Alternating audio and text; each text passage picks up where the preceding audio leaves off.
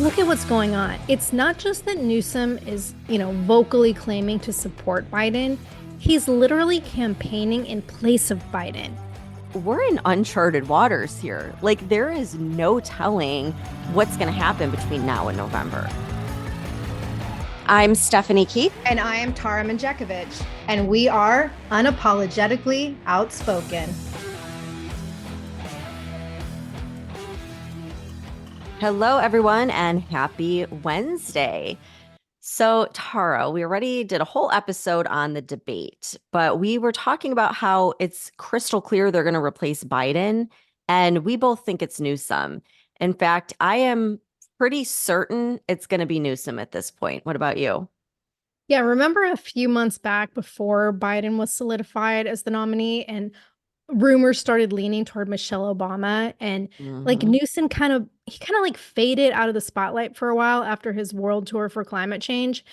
But I was like, no, he is still going to slither into the White House somehow at the last minute, and I 100% still believe that's true. And so I feel like we could sit here and we could wonder how could anyone possibly vote for this man after seeing what he's done to destroy California? And we can bring up all the numbers and the facts and the evidence to prove it. And if you guys want more information and you didn't listen to our deep dive California episode that we did a couple weeks ago, go listen to that because we spell it all out. Like, California's economy is in the toilet with a $46.8 billion deficit. The cost of housing is one of the highest in the nation. So is their unemployment rate. Crime is the highest it's been in California since 2008. US Census data shows that over 817,000 people fled the state in 2022, another 350,000 left in 2023. And a recent consumer affairs analysis that came out this month has said another like 143,000 plus California residents are estimated to flee this year. Not to mention hundreds of companies that have left California during the past few years, including 11 Fortune 1000 companies like Tesla, Oracle, Charles Schwab, McKesson, and Hewlett Packard. And we've talked about this multiple times, how Newsom has been on a rampage to destroy parental rights in California with his DEI and trans policies, and he's bankrupted companies with his climate agenda. So it's like, why the fuck would anyone vote for him, right? But then you have to think we have a whole population of like libtard sheep who are so brainwashed and deathly afraid of Trump that they will believe anything the MSM throws their way. And Newsom is like the Antichrist, but with a big smile and a fancy suit. And he's the perfect candidate to carry out the leftist agenda. Because if you look at his California policies, they basically just mirror the policies of the Biden admin. And Stephanie, look who's getting all the media attention right now after the debate as Biden's biggest supporter. It's not Obama, it's not Kamala, it's fucking Newsom. Oh, yeah. I've been seeing clips coming out where right after the debate, inside CNN, where no one was supposedly allowed, like right on the debate stage, reporters are swarming Gavin Newsom. And I'm like, what? And he's just like smiling and they're just eating him up. And I'm like, what the fuck is the governor of California doing at a presidential debate in Georgia on the other side of the country? Like, why was he even there? And people were commenting on social media and they're like calling this Newsom's coronation ceremony, which is like totally how they're acting. And then he went on this like crazy media circuit. I mean, he was on like every major media outlet where, he's using his charm to just reassure the American people that everything's great. And like it's totally predictive programming. Like, I think they're conditioning the public to expect Newsom to run. That way, everyone can like get all their feelings out before they officially announce it. That's my take. Oh, yeah, it's exactly what you said, Stephanie. It's predictive programming. Because look at what's going on. It's not just that Newsom is, vocally claiming to support Biden. He's literally campaigning in place of Biden. He has plans to travel across the country to supposedly support the Biden campaign, campaigning for Biden. Like, no, even the San Francisco Chronicle, which is a pretty left-leaning publication, they reported the other day that Newsom was, quote, mentally checking himself out of California and into the White House, end quote. So anyone who believes that Newsom's just being supportive of Biden's campaign has blinders on and needs to open their eyes. And we have to remember that Newsom is one of the elites. Stephanie, I know you've mentioned this several times on the podcast, how he's Pelosi's nephew. We know he's part of the ruling class that doesn't have to abide by the rules that he establishes for the people of his state. Remember back during COVID when he put California on lockdown and Mhm. people weren't allowed to go to restaurants or see their families? And then all these photos and videos surface of him laughing and having, a mask-free grand old time at dinner with a bunch of other elites at this fancy restaurant. And then when kids in California weren't allowed to attend school for like 2 fucking years, those rules didn't apply to Newsom because he sent his kids to an in-person private school where they undoubtedly were not masked in the classroom and now dealing with, severe disability problems. And it's like time and time again, he makes these terrible decisions for Californians, but he's so wealthy that he doesn't give a fuck about the people in his state. This is dictator behavior, rules for thee, but not for me. Yeah. Yeah. And while he was doing the media circuit after the debate, I caught a clip of Adam Carolla interviewing him. Do you remember Adam Carolla from like back in the day? Oh my God, yes. I listened to him like since, my God, since he was on a K Rock radio show, like back when I was in high school. Yeah. Yeah. And he's so funny, but like he is adamantly against Newsom. And so he was interviewing him, which was, obviously supposed to be about the debate. It was not about the debate. He just started calling him out on COVID lockdowns. And this is personal for him because he was one of the many people that fled California during those lockdowns that you just mentioned. And I think he was the only person that called out Newsom to his face in this whole media circuit instead of like playing the whole media game asking him about how the debate went. So I have the clip. So just take a listen to what Corolla says. Create. Yeah, I'm Corolla here. Governor, why did you shut the beaches in California during COVID? Yeah, I think we all were working on information at the time. We had no basis of deeply understanding the virus. I think they so did you the didn't know anything. So why'd you shut the beaches? States like Florida. If you didn't know anything, why'd you shut the beaches? Well, we didn't know. Yeah, because people were concerned early in the pandemic. Information was coming out as it relates to how it was transferred, the disease. People were cautious, trying to keep people alive. And I should say this: so you didn't let them go in the sunshine and get vitamin D and exercise. So you shut the beaches. Okay. And you arrested a guy who was paddleboarding in the bay. Health, wealth, and yeah. Any signs? Any signs? We're all geniuses and outdoor dining. Why'd you shut down outdoor dining?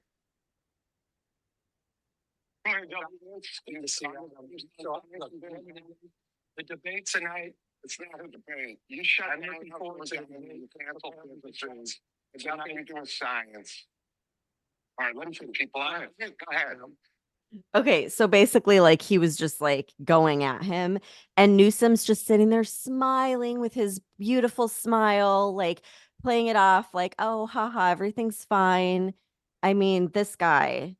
I'm surprised they let Adam Carolla speak because he, like, again, like I said, I've listened to him for probably 20 years. And Mhm. I, even after I left California and I moved to Washington, I listened to his show throughout the pandemic.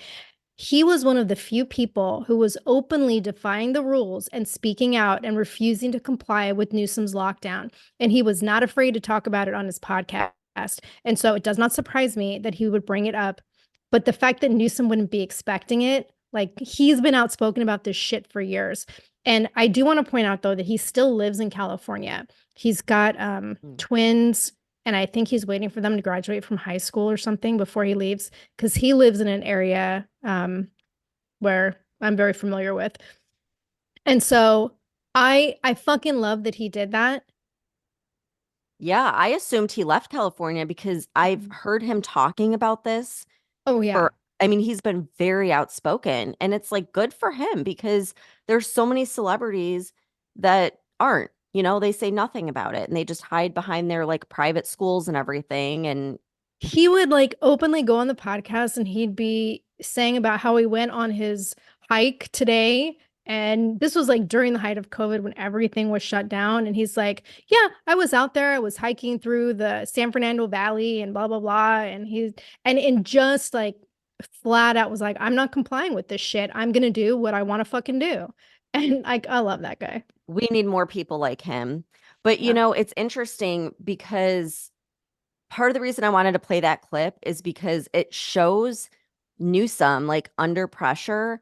And I mean, he is good. He Yes. never like gets angry and like yells. He smiles, he keeps his cool. So that's why people are going to vote for him. They're going to be like, oh, someone who's normal, that like is presidential and like good looking. Like literally, there's people that are going to vote for him just for that. So that's what I worry about when it comes to Newsom. Well, that's what's frightening is because he's such a good bullshitter. I mean, He's like a like I said, psychopath. yes, He has no exactly. emotions. Yep, exactly. Just does it with a smile on his face. And that's Hmm. why I said he fucking is better than Obama Yeah. because he never loses his composure, never loses the smile, never, you don't even see him break a sweat when he's being contested on something. He always has an answer. Did you see him on Sean Hannity? Like it was not that long ago, like a few months ago. He did an interview. I guess he's like friends with Sean Hannity, who's like a Fox News host. But he like was talking like he loves conservatives and like he's their best friend. Like the guy is such a good bullshitter. It's scary because you actually are like, oh, I like he's very charismatic and he Yes. makes you think like he's this great guy. And like that's why I think like he's got to be a psychopath because then he turns around and does this like crazy shit. So anyhow, it's interesting, but I have an even more interesting theory. Okay.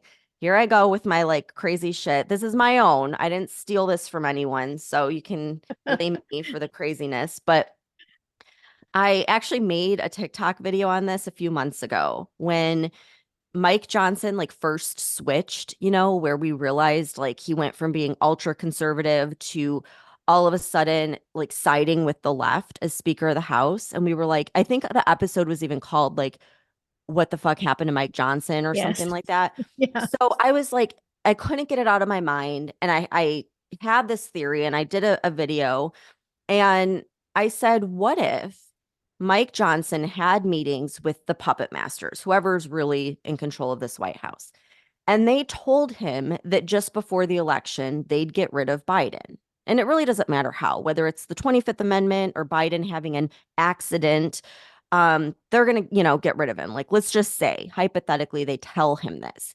And that would mean that Kamala would become president and Mike Johnson would be next in line, unless they had a plan to force Kamala to step aside, which would make Mike Johnson president. Now, we've been hearing rumors of Kamala being left out of meetings with Obama.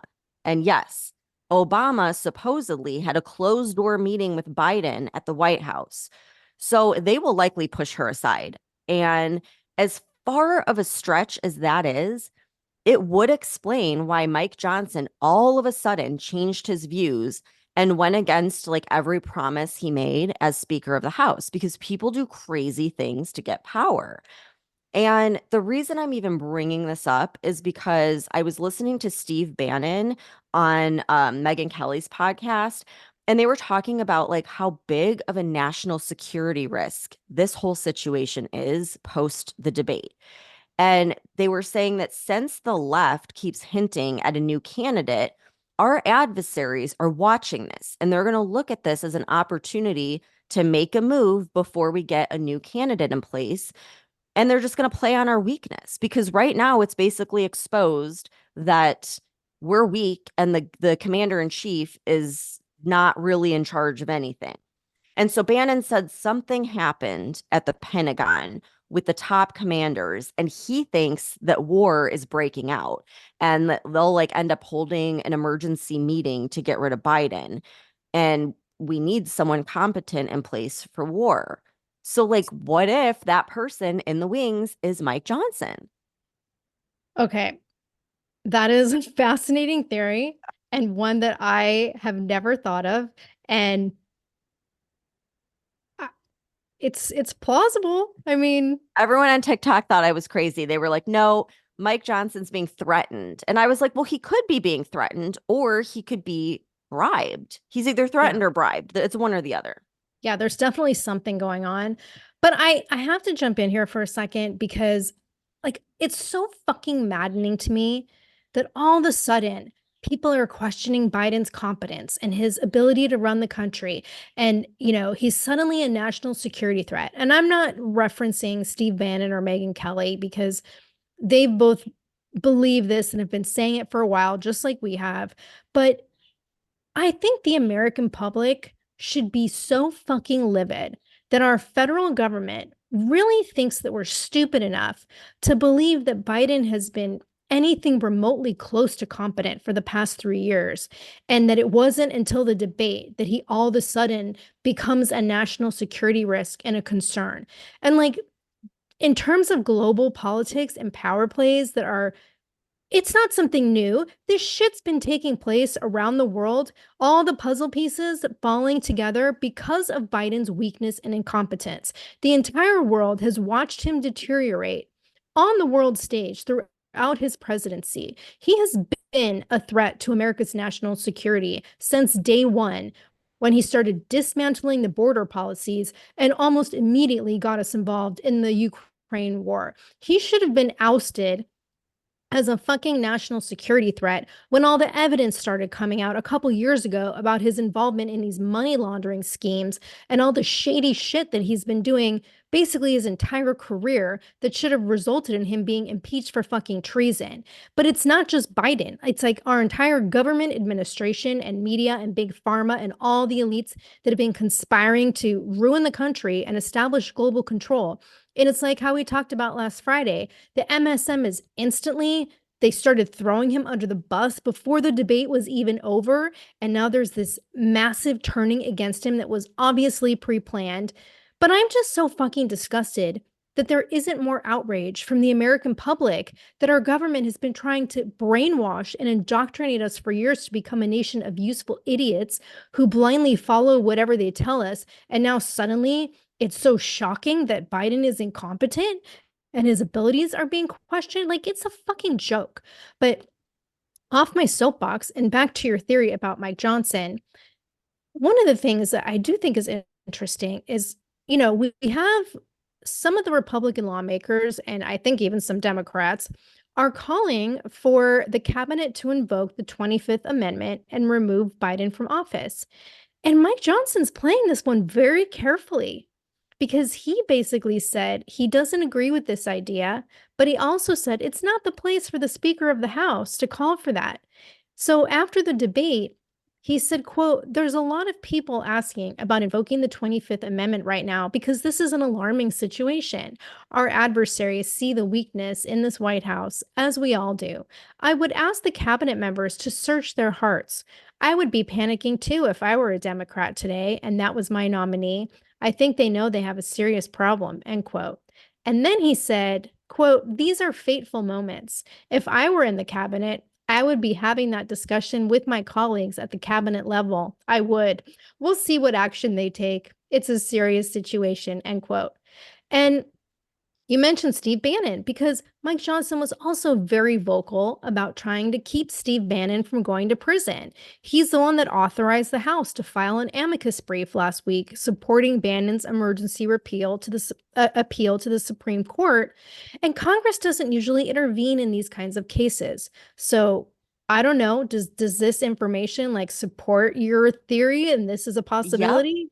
it absolutely does. Because have you ever seen the show House of Cards? Like, I this haven't. is fucking Mike Johnson. Like, oh, the guy is so slick. It's like he's got this whole plan to become president without being elected. But of course, he acts like, oh, I would never do that. I would never, And so Mike Johnson's going to say, oh, I don't know about the 25th Amendment. Because if you're like, if that's your plan, you're not going to like let the whole world know that. You're going to be like, oh, we want to take this lightly and blah blah or seriously. And I think he's playing it off. And I also just I wonder about him and Steve Bannon. Like you and I had talked about this before we started recording, but he seems like so optimistic. Yeah. And if Mike Johnson were to be like the interim president, he would pardon Steve Bannon. So Mhm. it's like, I don't know, but it's very interesting. And the other point that Steve Bannon made was that he's certain in July they're going to sentence Trump to prison. He's like 100% calling it. And he thinks that that would be the only way Trump wouldn't win in a landslide. Because when you think about it, like there are a lot of moderate Americans that aren't going to vote for someone that's in prison. Therefore, at the Republican National Convention, they could go with another candidate like Mike Johnson. If he's already in place at that point, wouldn't that be, just the smart, safe thing to do? So, like, both of these theories are incredibly radical. I get that. And they're just theories. I'm just like pulling shit out of thin air. Okay. But we're in uncharted waters here. Like, there is no telling what's going to happen between now and November. Like, it could Yeah, be and anything. it's shit. You're not really pulling shit out of thin air. It's all based on stuff that's happening. Yeah, it's like if you just kind of read in between the lines and look at the whole picture, I mean, a year worth of planning. Like they've known for a long time Biden's going to lose and he's not mentally competent. So do we really think that all of a sudden, because of a 90-minute debate, now they're going to scramble? Right. The debate that they said was never going to happen because Biden wasn't going to do debates. But And then they then planned Biden, it. right. And then they plan it because then Biden suddenly challenges Trump to a debate. Like, Mhm. Yeah. yeah. And they plan it like before the conventions. Mhm. Like it's just I think they set up the whole thing. I think this has been in the works for a while and Mike Johnson could be in on it. I'm just saying it's all speculation, all my opinion. I'm just putting it out there. But something else interesting that I found that's going to be another hurdle Democrats are going to face is with the ballots in 3 swing states. So according to the Gateway Pundit, uh, quote, Wisconsin does not allow withdrawal from the ballot for any reason besides death. While in Nevada, no changes can be made to the ballot after 5 p.m. on the fourth Friday in June of an election year unless a nominee dies or is adjudicated insane or mentally incompetent. And in Georgia, if Biden were to withdraw less than 60 days before the election, his name would remain on the ballot, but no votes would be counted. So if the Democrats think that they're just going to swap him out, they better think again because these 3 swing states could make all the difference in who wins. So unless Biden dies, this would mean they'd lose Wisconsin and Nevada. And then they would have until the beginning of September to get the new person on the ballot in Georgia if they want it to count. And so here we have the Republican National Convention that's coming up in Milwaukee, July 15th through 18th, which, by the way, is just a few days after Trump's sentencing, which once again, it's like, hmm, that was that planned? And then the Democrat National Convention is a month later, August 19th to 22nd in Chicago. So very interesting. But I don't know what they would do about those swing states. Well, you know what? When I was first looking at some of your notes on the Mike Johnson thing, I was like, this is crazy. But after actually listening to you just now, I'm like, this actually makes a lot of sense. This is, You got to let it percolate. yeah, yeah. So I guess we'll see. Like, we are definitely living in unprecedented times right now. And there's so many theories about what might happen. But the bottom line is if the left loses the election, the elites are fucked. So you know they're going to pull every possible desperate play to make sure it doesn't happen and to keep Trump out of office. And like, I still think their play will be Biden withdrawing, or he's going to have some kind of accident or medical diagnosis that forces him out. Newsom will step in and then they'll rig the election. And that way they can retain power and not only retain power, but grow even stronger because it would allow Newsom to fully embrace his antichrist role and like fuck the whole country and basically the world. And the only way that we can stop this is to come together as Americans and support Trump and make sure that enough people vote that he has a landslide victory, because there's going to be election fraud attempts. So it has to be enough votes that they can't commit any fraud. And like, we've been saying this for the last 2 years, the most important, most critical election in our lifetime. And it's like do or die time for America right now. That's right. We got to be too big to rig, as Trump says. Yeah, so many things are going to be happening. We'll stay on top of all of it. So keep tuning in. We'll keep you posted as all of this is unfolding, and we'll see if my crazy theory pans out. I know it probably won't. I get that it's like very out there, but I mean, they are diabolical. So you got to think like a crazy person would. And I don't know. We'll see. We'll keep everyone posted. Thanks for tuning in. Have a great week. And we'll see you back here on Friday. If you're sick of all the crazy shit going on in our country and you want to express your support and patriotism for the show, head on over to our Etsy store at UO Patriot Chicks and check out our new stickers. The link can also be found on our website.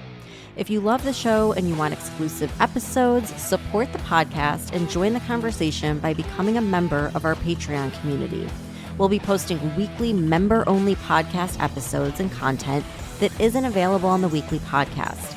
Every Patreon member will also get a free Unapologetically Outspoken sticker and updates about our new sticker release before they're made public. And be sure to follow us on TikTok at Unapologetically Outspoken. And if you haven't done so already, please rate and review the podcast. The more you support us, the more people we can reach. So help us spread the word.